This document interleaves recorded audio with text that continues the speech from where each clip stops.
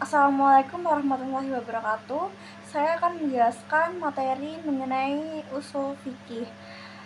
Kata usul fikih adalah tarkib idofi yang telah menjadi nama bagi suatu disiplin ilmu tertentu. Fikih secara bahasa berarti pemahaman yang mendalam tentang tujuan suatu ucapan dan perbuatan. Sedangkan menurut istilah berarti pengetahuan tentang hukum-hukum syara mengenai perbuatan manusia yang diambil dari dalil-dalil terperinci. Tujuan mempelajari usul fikih sendiri untuk mengetahui hukum-hukum Allah secara yakin sehingga selamat dan menjadi seseorang yang sanggup mengeluarkan hukum dari ketentuan-ketentuan yang pokok.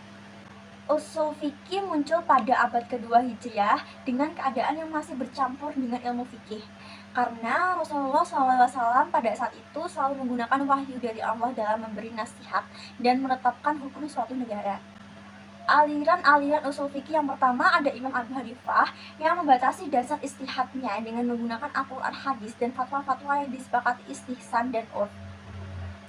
Kedua ada Imam Malik yang memiliki metode ijtihad yang jelas dengan berlandaskan pada amal masyarakat Madinah.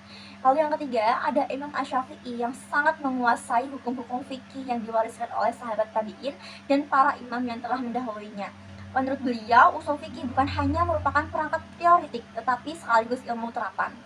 Lalu saya akan membahas materi bab 2, yaitu sumber hukum Islam mutafak.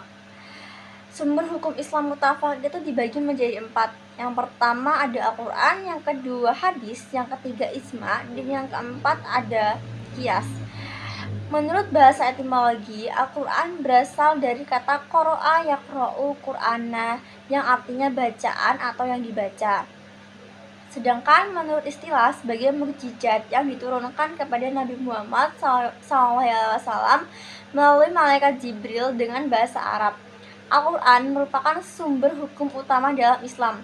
Pokok-pokok isi Al-Quran ada 5. Yang pertama tauhid, yang kedua ibadah, yang ketiga janji dan ancaman, yang keempat jalan mencapai kebahagiaan dunia dan akhirat, dan yang kelima riwayat dan cerita. Lalu yang kedua ada hadis.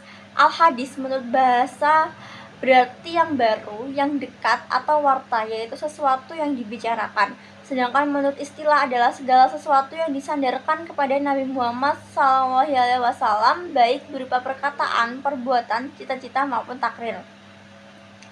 Bentuk hadis dibedakan menjadi 4 macam, yaitu qauliyah yang berarti ucapan, fi'liyah yang berarti perbuatan, takriyah yang berarti keputusan atau ketetapan, dan hamiyah yang berarti cita-cita Nabi.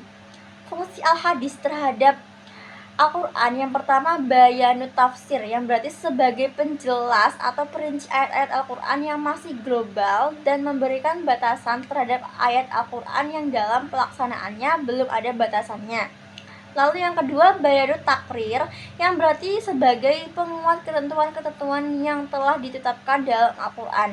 Yang ketiga ada bayanut tasyri yang berarti menetapkan hukum suatu perkara yang tidak ada ketentuan nasnya dalam Al-Quran. Lalu yang ketiga ada ijma. Ijma adalah kesepakatan suatu mustahid pada suatu masa tertentu sesudah wafatnya Rasul atas hukum syara untuk satu peristiwa. Yang keempat itu ada qiyas. Qiyas menurut bahasa berarti menyamakan atau mengukurkan suatu dengan yang lain. Sekian dari saya. Wassalamualaikum warahmatullahi wabarakatuh.